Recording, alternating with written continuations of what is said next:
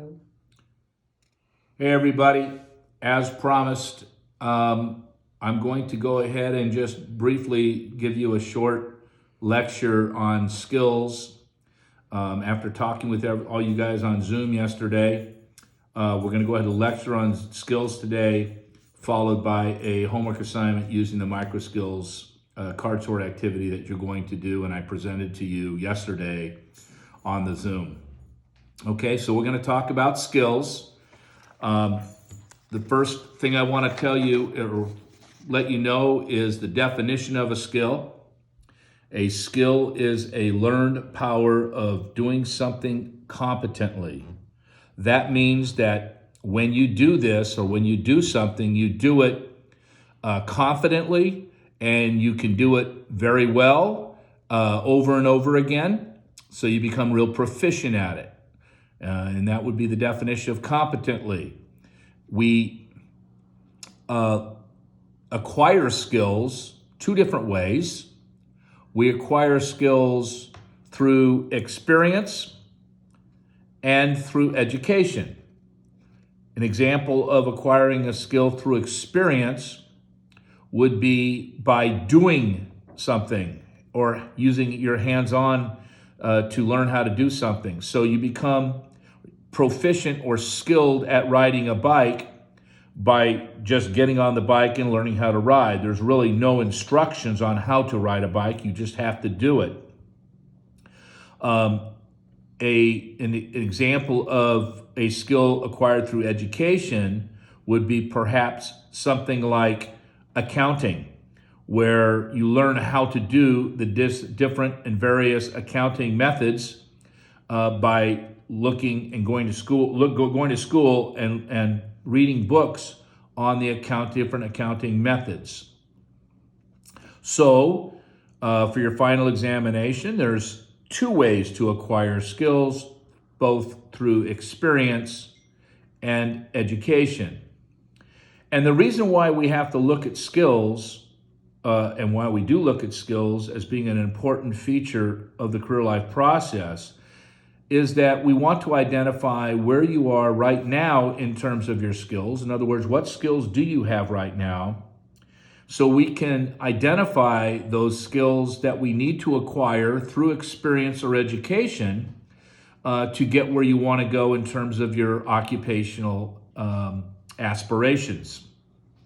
In other words, when we identify the occupation we want to pursue, we know we will not have the skills, all of the skills necessary for that particular occupation. So therefore, we're going to be able to at least see what skills we still need to be able to be proficient at that occupation. Okay? Now, there are three ways to look at skills. We look at skills in terms of the past. What have you done? What are you good at based on what you've done in the past? And that would be equal to what have you achieved, or looking at your achievements. We can look at skills by looking at the present. What are you able to do, or what are your abilities right now? And we can forecast and look at, the future by looking at your aptitudes. What are you capable of doing? So three ways of looking at skills: through the past, by your achievements; in the present, by your abilities; and we can look into the future, forecasting the future, by looking at your aptitudes. There are three types of skills. Okay? There are personal skills, technical skills, and transferable skills.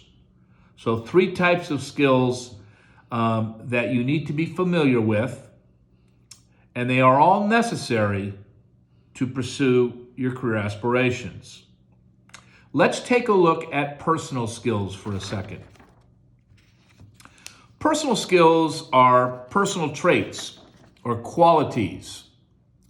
They have to do with your personality, how you get along with other people, how you manage and maintain yourself, how you respond to authority, how you relate to your environment. Okay? They're all dealing with personalities. A lot of people will tell you that people are more likely to be fired from a job for the lack of a personal skill or adaptive skill. It's the same word, meaning the same thing.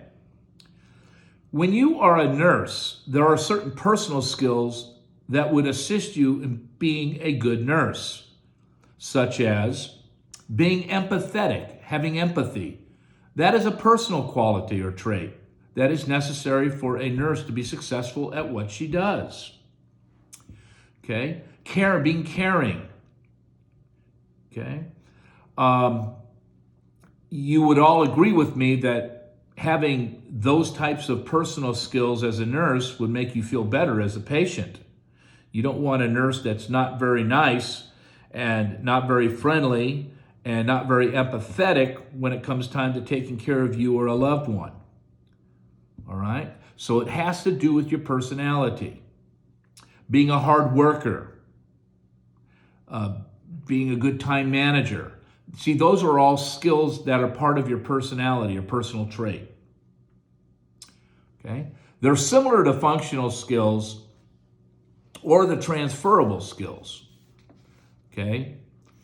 So, congeniality, efficiency, empathy, loyalty, again, those are all traits that have to do with your personality and are important in a job or a career. Okay? So having to do with personality or personal traits. Then we have what they call mechanical skills or technical skills. Same terminology. Now, a mechanical or technical skills are what require conscious, deliberate training in the mastery of a particular vocabulary, procedure, or subject matter. So these are skills that are specific to a specific occupation. Knowing the parts of a car is a skill that's required of whom? An auto mechanic. The organs of a body for a doctor. The functions of a purchasing department, a purchaser. Components of a photocopy machine. Well, that would be a photocopy technician. How to interpret an EKG machine, an EKG technician. These are all skills that are specific to a particular occupation and needs to be learned through education and or experience. The last skill we're going to talk about is a transferable skill. Now, transferable skills are expressed as verbs, and they are naturally developed from all aspects of life. And what we can do is we can transfer these from job to job. Okay? Example is teaching, managing, organizing, coordinating. You see, a person who is a manager at Jack in the Box restaurant performs certain functions as being a manager. Training, payroll, purchasing, personnel matters, hiring and firing. Okay? These are all things that a manager at Jack in the Box would do. On the other hand, a manager at Bank of America would perform the same duties. They would hire and fire. They would purchase. They would do payroll. They would handle customer service complaints and personnel matters. So they're doing the same thing, they're just in different areas. So it's important to be able to identify your skills that are transferable because we can use them and put them in your resume. When we talk about resumes later, we can use them and put them in your resume just because they are transferable, regardless of the profession that you acquired them in. Okay? So transferable skills are very important and often overlooked in terms of when we apply for various positions. So keep that in mind. And all of these skills, personal, technical, and transferable, all are important to be able to identify and become familiar with because they answer the question, why should I hire you? Why should I hire you? Because all of your responses when it comes to interviewing and when we get to interviewing techniques, you will understand that your responses to questions asked of you in an interview are going to be in terms of your skills. Because it's the skills that you are getting hired for. What makes you qualified for a particular occupation is what experiences you bring to the table for that specific occupation. Okay? So what we're going to do now, and what your homework assignment is, and I briefly went over this with you yesterday in our Zoom meeting, is you are going to go to eureka.org using the sheet on page, and I believe it was, 116 or 117. You know what it is. I showed it to you yesterday. Here it is right here. Hold on. 117, page 117. And you're going to go to the site where it says Eureka and Microskills. And it tells you how to get onto that site, eureka.org. And then it gives you all the passwords on the far right-hand side. Now, what you're going to do is you're going to get on that site, and many of you probably have already done this, and you are going to go to the Microskills icon and click it. And then you're going to follow the step-by-step directions in completing this card sort activity that's virtual. And from the results of that, you're going to get a 2-page results page. And what I want you to do is print that out for yourself. And from the printout, you're going to get 2 parts. You're going to get a part that is going to indicate your occupations that match the skills that you have, that are the results of your answers. And it's around 30 occupations that are most similar to the skills that you have now and or that you want to use in a future occupation.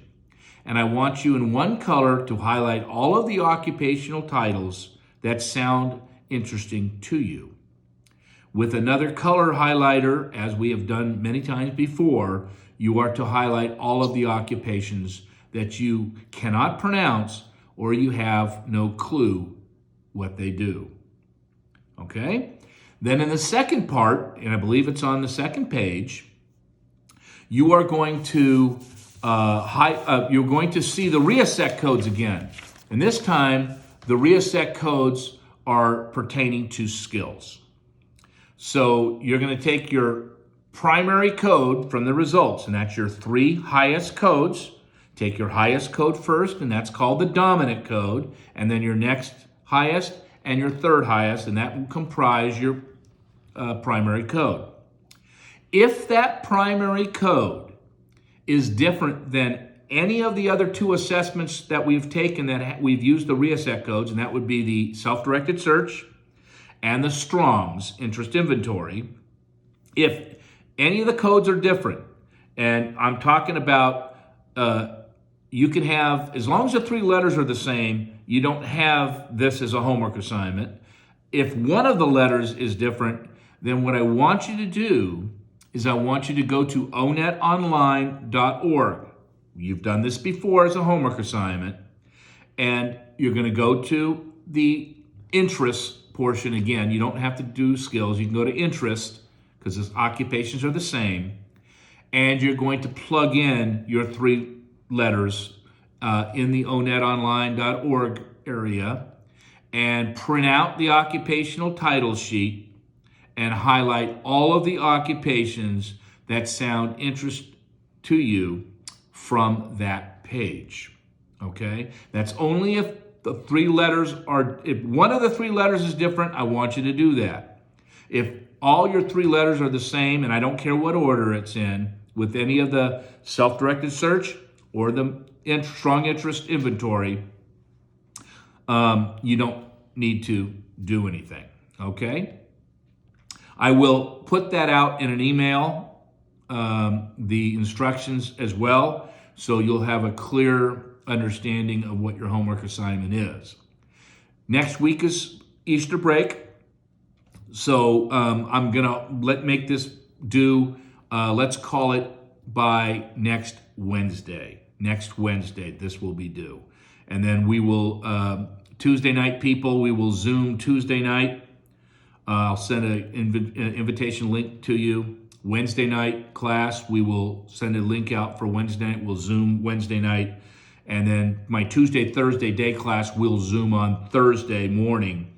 And these will all be during class times, okay? And I really appreciate you checking in at Zoom, because I'm going to take attendance and answer questions and just make sure everything is going well. Okay, it's our way to communicate, and we won't take the whole time, so it's just going to be a few minutes just to answer questions and clarify things. Okay, so you guys all have a good Easter break, and I'll talk to you the week after next. Okay, thank you.